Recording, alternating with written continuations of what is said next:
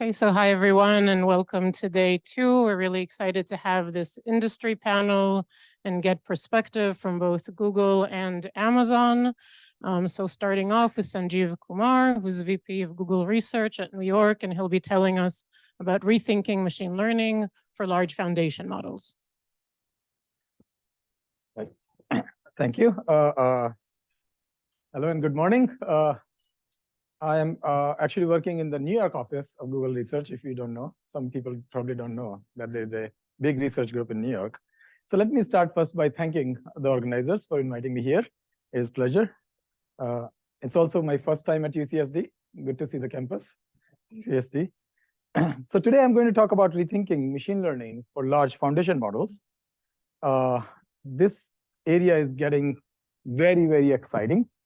And as most of you know, that the capabilities which we have seen from these models is truly astounding.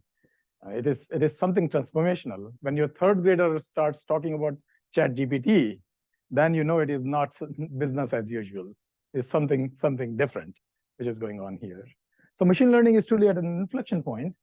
The capabilities, and here example I'm showing is from a chatbot, Bard in this case, but you can pick any. And you can ask it a question, which is a rather complex query.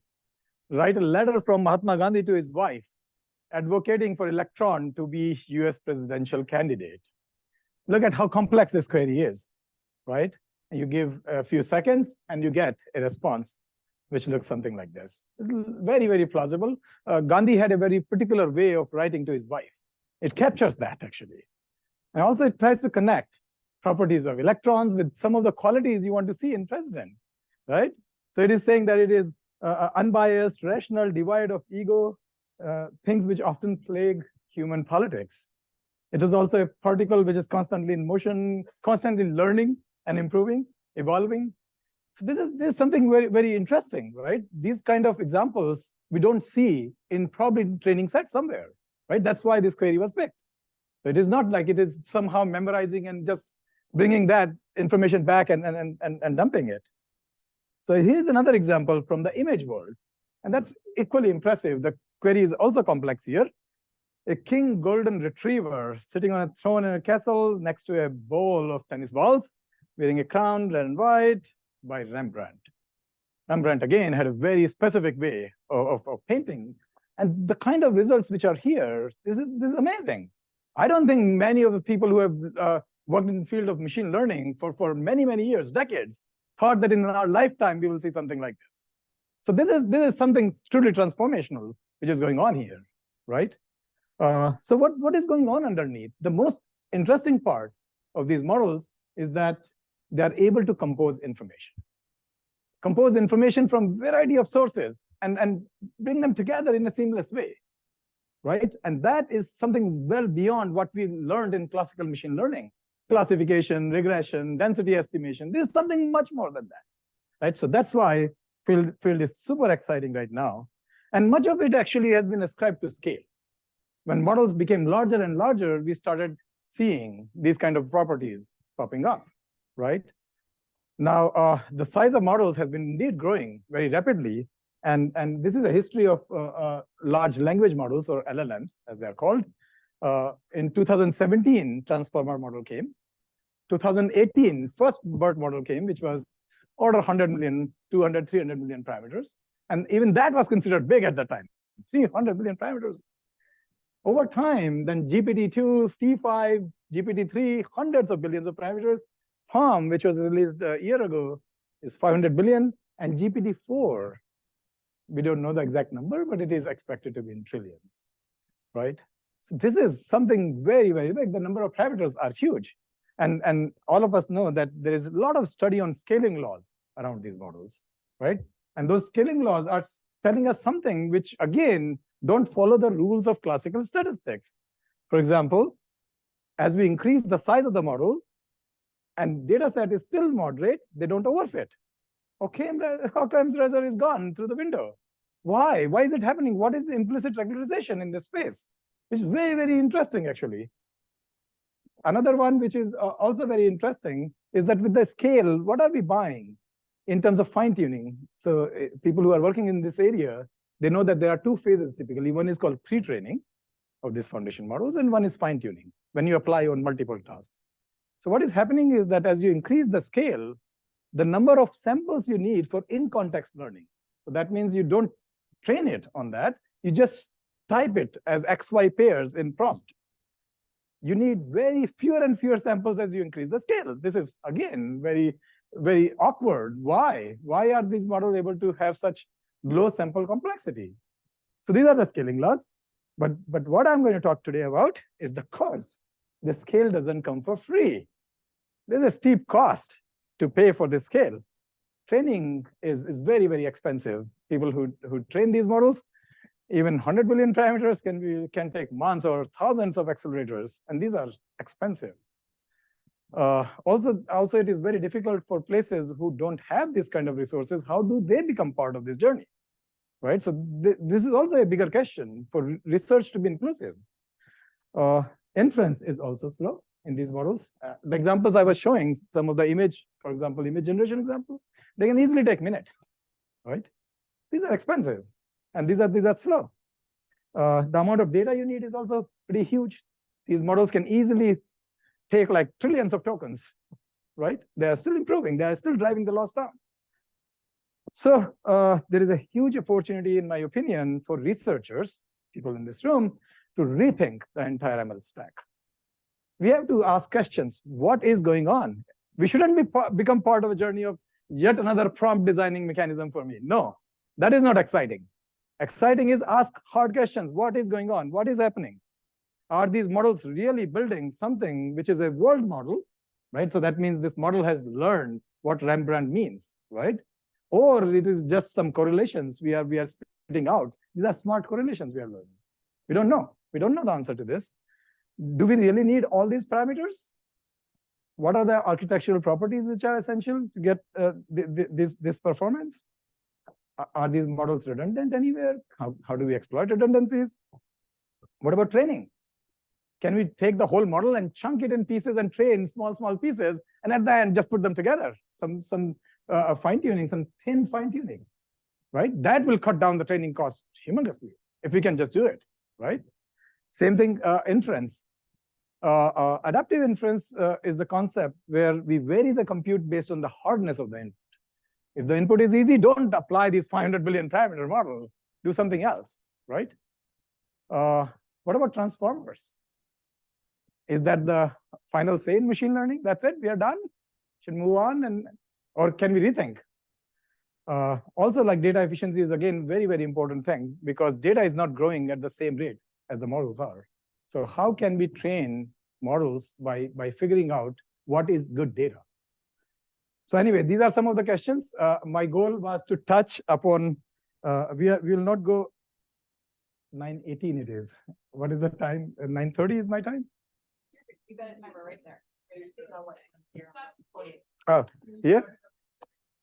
So it says 21:52. So I have 20 minutes? Okay. Thank you. All right. So let me just give a very high-level overview of what's going on in this space, and I'll raise a lot more questions than answers. This talk is not about answers, but questions. All right. So let's start with the architectures first. Okay. So I did mention that transformers are powerful. Actually, much of the revolution in multimodal world, in text world, is all from transformers. But transformers are also very expensive. The attention layers, NLP layers, I'll discuss a little bit about them. Now, the question is that the end?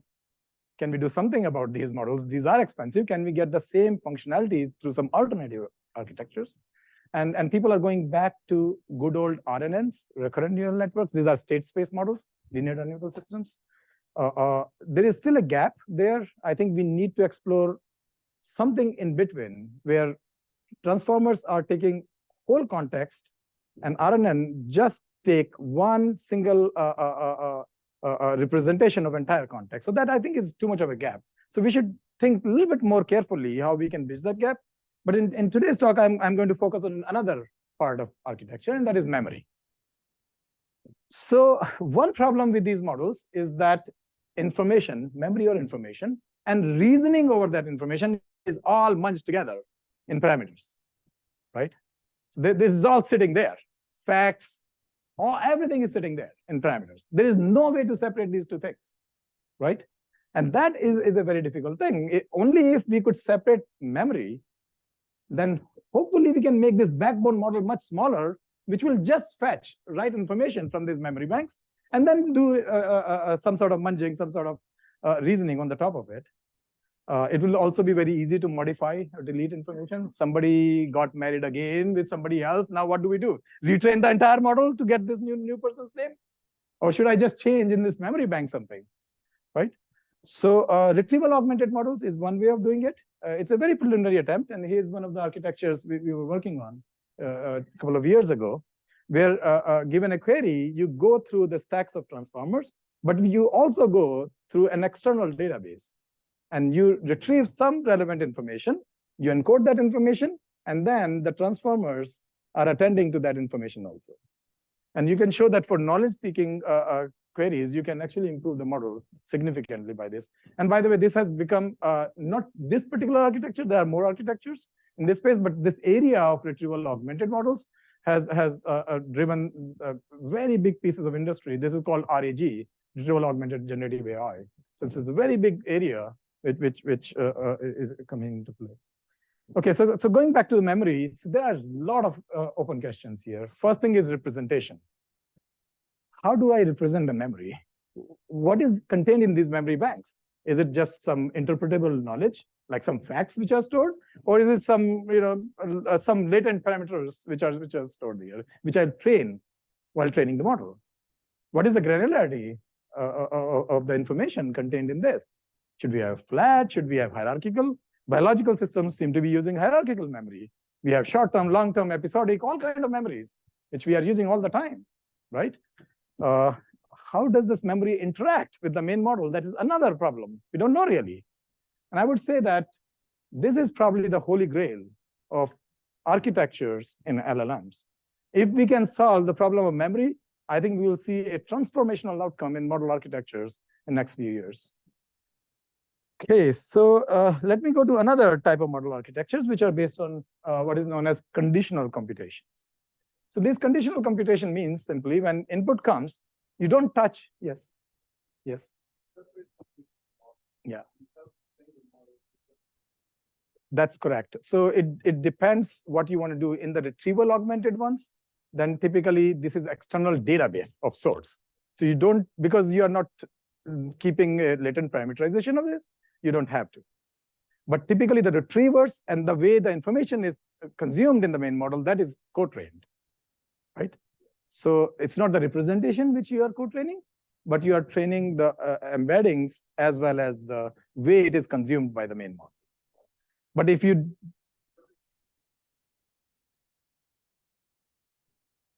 if memory changes, then you don't have to retrain, because this is simply a way of storing the database. Till the time you have made sure that the mechanism of querying the model is independent of the model itself, you're golden. Okay, sounds good. Okay, thank you. Okay, so conditional computations, what are these? So each input comes, but we are not going to touch all the model parameters for this input.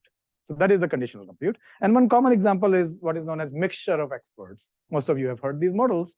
So here's an example that you have an attention layer, and the output comes from there. And instead of going through this feed-forward part, you have multiple experts sitting there, and you pick a few out of those experts, right?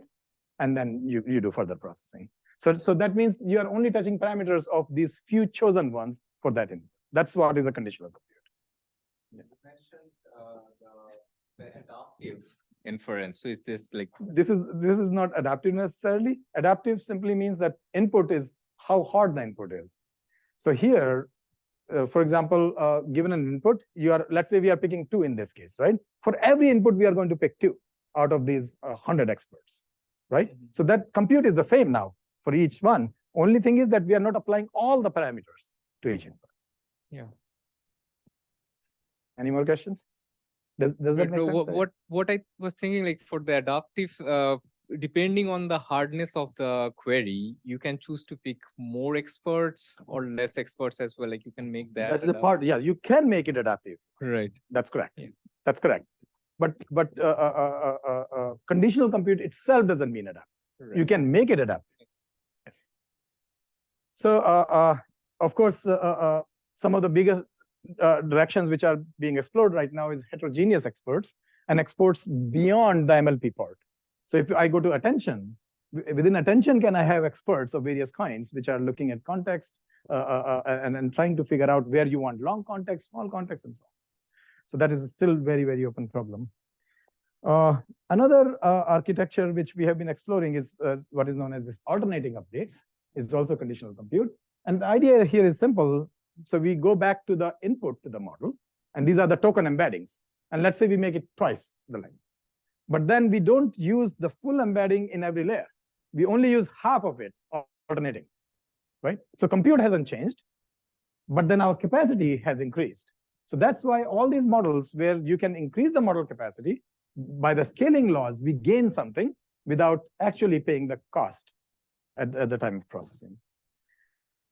So let me move to training now. And training is super duper expensive in these models, super expensive. What can we do?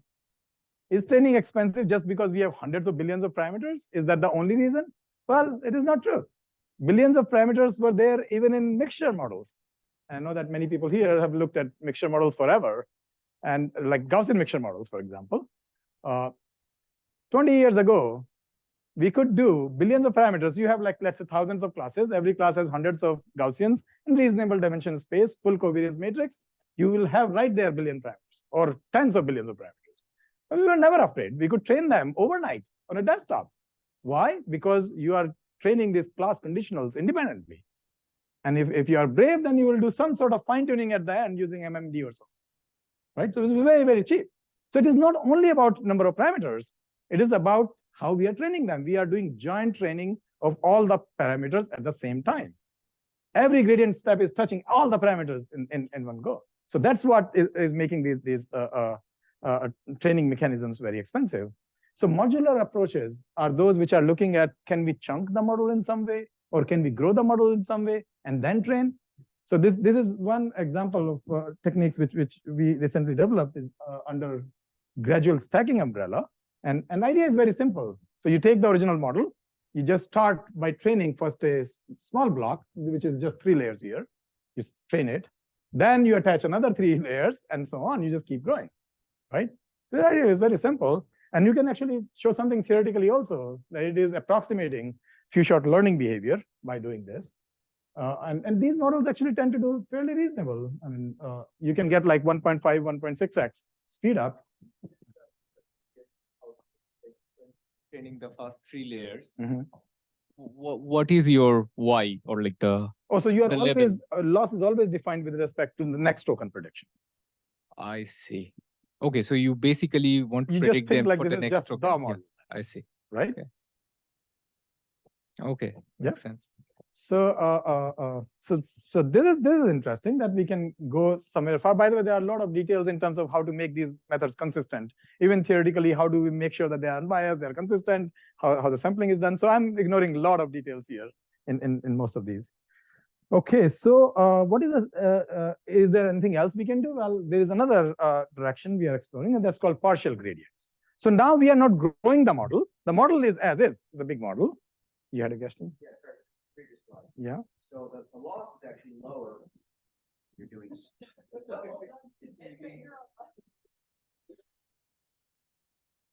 So in these results, the loss that you're showing is actually lower when you're doing stacking. Is that generally the case? Well, at least in this experiment, we cannot extrapolate everywhere. But I mean, in all the in the experiments that you've that's done. correct. We can drive the loss. They have some very interesting properties which are driven by this few-shot stacking. I'm glossing over a lot of things, which is buying you a lot of generalization. That is very interesting question. Interesting. Thanks. Okay. So partial gradients, and that one is so what we do here is that we are maintaining the full model. We are not going to stack or grow or anything. We are maintaining a full model, but in each step, we are going to randomly skip few layers. Okay, like batch 1, we skip layer 2 and 3. Batch 2, we skip layer 1 and 2 and 4, and so on. And as the training proceeds, we decrease this ratio of skipping, eventually training the full model. Of course, consistency of gradients and biasness, all kind of questions, right? How do we do it right?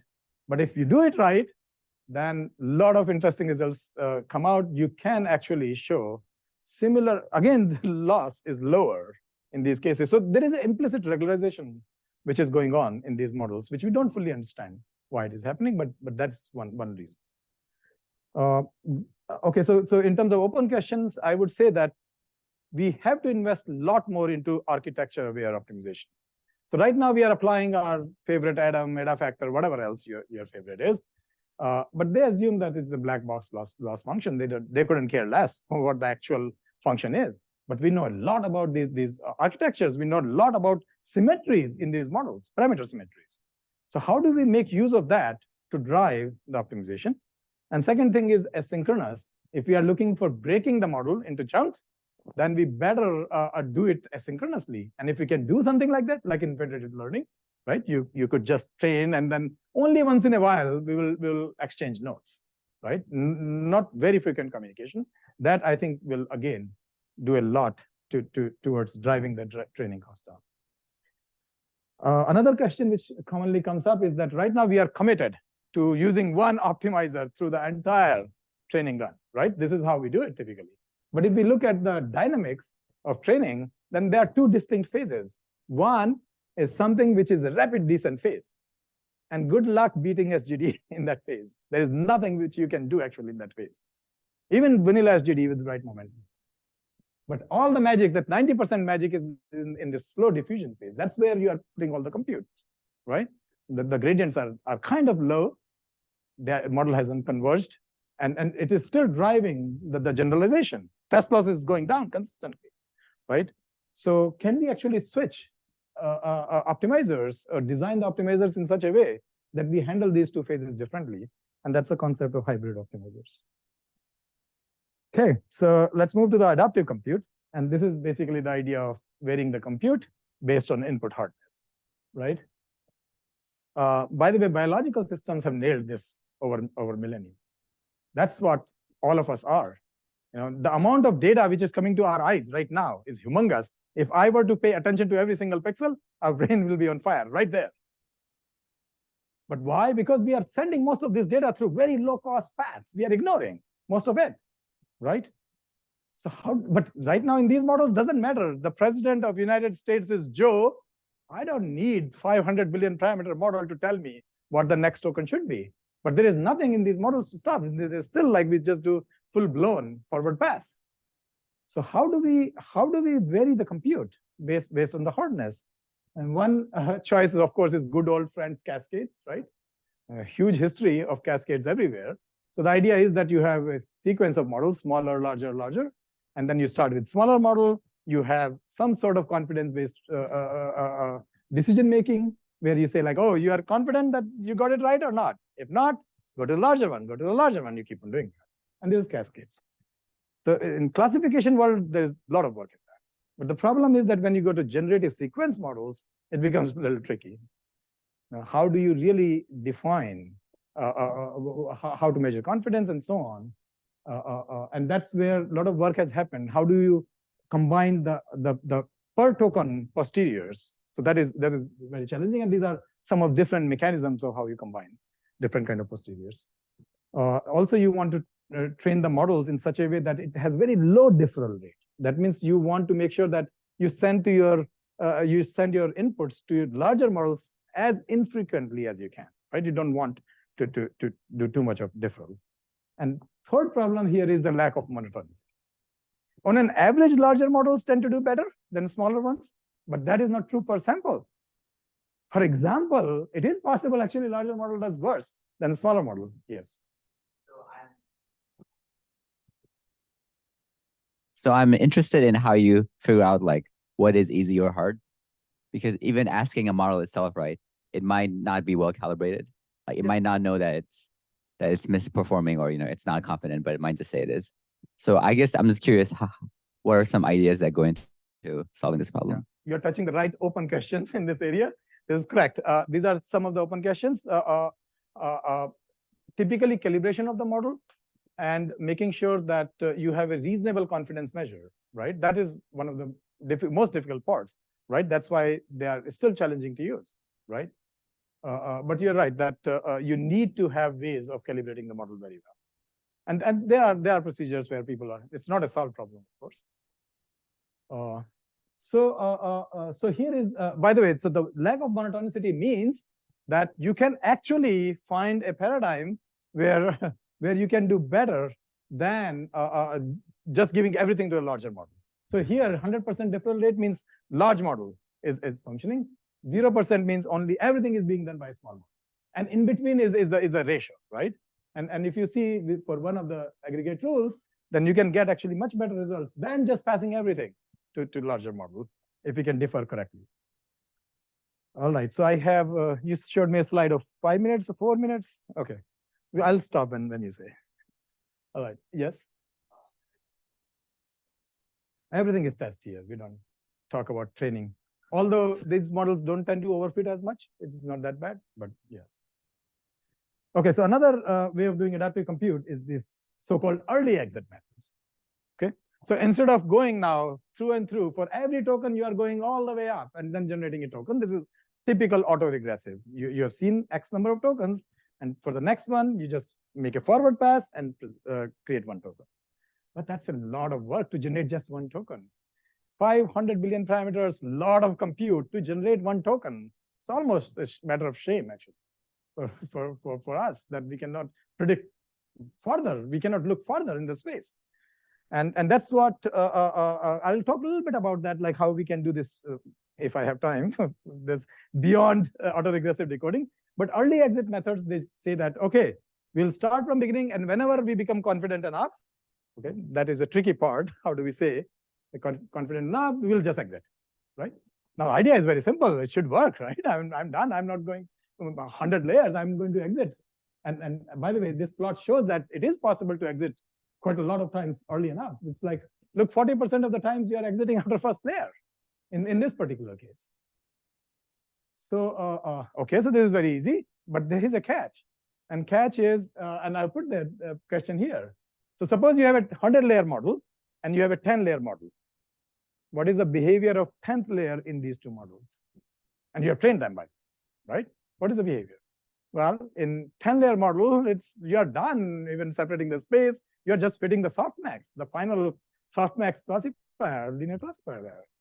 In the first one, the 100-layer model, you are probably still munging features in the 10th layer. So this is not the same 10th layer. So we need to do something to correct the distributions, right? And that's where some adapters are very necessary, which map the distributions from one to another. There are other hardware-related challenges in this space, but in the interest of time, let me just, I have 2 minutes. So I'll just talk about efficient transformers and then conclude after that. So this is, okay, so let's say transformers are here to stay for a while. How can we make them efficient? So there are two parts of transformers which take a lot of time. One is this so-called matrix vector products. And more than 80% of the compute is kind of sitting there. Whether in attention or MLP, doesn't matter. Everywhere you are doing projections, right? And these matrix vector products are seemingly very simple, but that's what consumes. All the accelerators are designed to do fast matrix vector products. The question is, can we do them approximately? And structured matrices is one way of doing it. Here, entries in these matrices are not independent, but rather parameters are tied, right? And there are family of structured matrices, and I'm showing here like low displacement rank, not low rank, low displacement rank matrices. And we worked quite a lot in these matrices a few years ago. And the idea here is that like circulant or top place, you have like diagonal entries which are tight, right? And in these matrices, the matrix vector product can be written as, can be done in Fourier domain basically, right? You just do a Fourier transform, pointwise product, and then inverse Fourier, and then you're done. So then there are like all kind of Kronecker product matrices which are also coming up. You can also do backprop in this Fourier domain. This is great. The biggest trouble is that so far there is no construct which is maintaining the quality. You can speed up, but it always is coming at some quality loss. So I think the main challenge here is that how can we go and create something which won't give us quality loss. And last 12 seconds, can I take 1 minute more to summarize? Okay. Again, the transformer, this is the second part of transformer, which is the long context, right? We have nowadays the context length. I don't know what is the largest context folks here have heard of? I'm just wondering. What is that? 16,000, okay. All right. So the context can go very, very large. Nowadays, people are talking about like, hundreds of thousands or even beyond context length. 100,000 tokens, by the way, is a book. And to know what token I should produce now, if I have to remember every single token in the book, then there's something wrong in our model, something wrong in our reason, right? So, so it turns out that you can actually deal with just top K activations in general, and if you can do somehow top K fast, you are golden. And Treeformer and other ideas are actually trying to do fast top K. So that means you only find K tokens which are most relevant to you somehow, and only do attention there.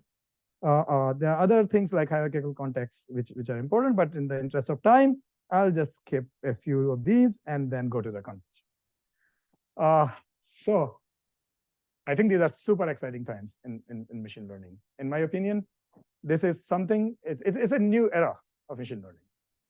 But we need to be 100x more efficient in training, in inference, in data, everywhere. And there's a big opportunity for researchers, and I want to call out again. I think in academia, and I was talking to Arya just now, I think we have to be even more bold. We have to ask questions. We cannot, or we should not try to compete for yet another prompt design. That's not the space which is exciting for researchers. We have to ask bold questions, fundamental questions. And we need to invest in ideas which will give us quantum jump rather than local hill climbing. With that, I would just say that let us be bold, let us take risks, and create the future of next generation AI. Thank you.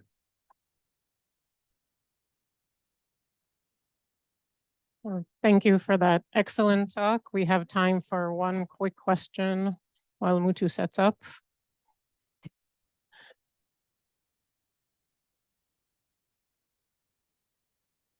Yes. So you brought up RNNs early in the talk. I'm actually curious, are there any tasks right now in speech or language where RNNs still like either do better or competitive to like attention mechanisms?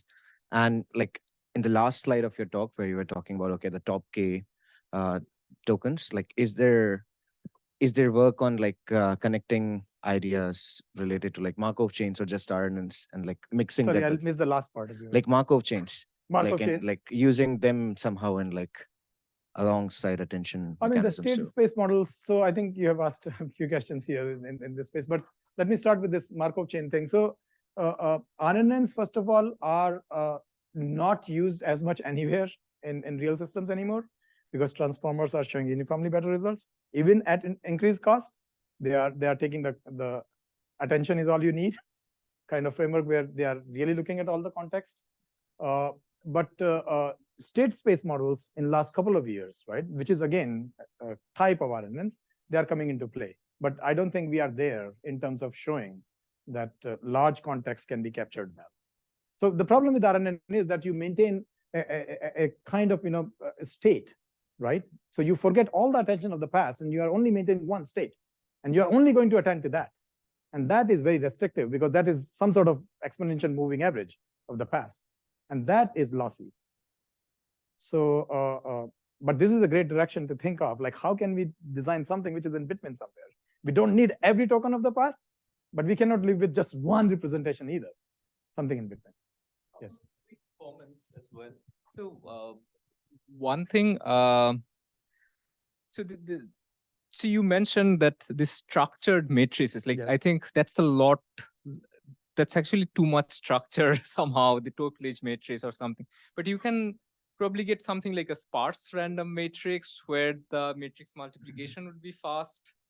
However, there are like enough randomness, so you are not really to a place is just Yeah. a shift of the same thing. So that's like as if almost deterministic, but here you are, so it's almost like a sparse network or Yeah. something, right? So that might be Yeah, so I one way had to one go. slide which we didn't get to here, sparsity. The biggest challenge there, you're right, that if we can, actually we can take the weight matrices and you can see like, you can make like 50% of the entry zero and nothing changes, right?